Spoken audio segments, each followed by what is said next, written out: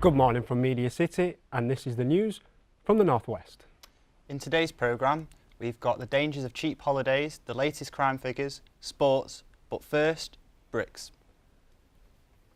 Bricks were first made in Clafton in 1898, but in the height of the last recession, the historic site was mothballed and 28 men were made redundant. But today, 20 of those men returned to work, making bricks as the yard officially reopened. Jay McCubbin joins us now with a good news story, not just about them, but about the shape of the economic recovery in the UK. Back in business, getting back in business. Jay McCubbin, BBC Northwest Tonight. If you have children, you may be tempted to take them out of school to take advantage of cheaper holiday prices during term time. But if you do, that cheap holiday could end up costing you an awful lot more. There has been a huge increase in the number of parents being fined for their children's unauthorised absence, with a quadrupling in some areas. It's all down to a change in the rules that kicked in last September. Mark Edwardson reports. A travel agents will protect children's education. Mark Edwardson, BBC North. The government is being urged to reconsider police budget cuts, which will lead to the loss of 300 officers in Greater Manchester this year. The area's Police and Crime Commissioner says he's worried because although crime is still going down, specific offences such as burglary and theft are on the increase. Tony Lloyd believes that's partly because of cuts in welfare benefit. Mark Edwardson tells us more. Well, the figures cover the year between set audits should be completed by the end of next month. Sir John Charnley was a surgeon whose work transformed the lives of thousands of people in the world. From the early 1960s, he pioneered hip replacement surgery at Wrightington Hospital near Wigan. The lab and workshop where he developed his metal and plastic joints are now a museum and are still standing. But building work at the hospital means that the machines will soon have to find a new home, as Andy Gill reports. Can you both stand on the artificial hip joint?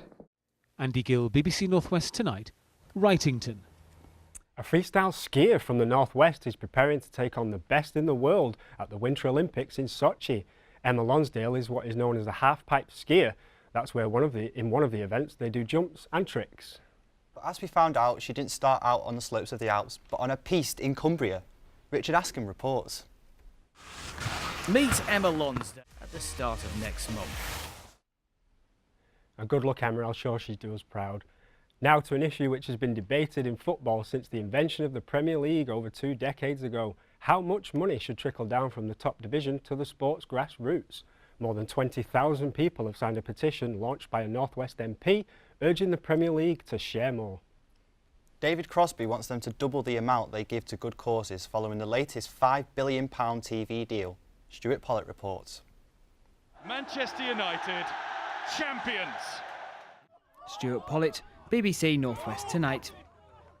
We know, don't we, that in the men's game, that Manchester City's riches have turned the club into a Premier League powerhouse. Now female football might be taking a similar shape. Today, City launched their new women's football club as they prepare for the new season in the Super League. Eunice Muller was at the Etihad Stadium. The word ladies was dropped, and it's Manchester City same way their male counterparts have become in the Premier League. Eunice Muller, BBC Northwest Tonight, Manchester.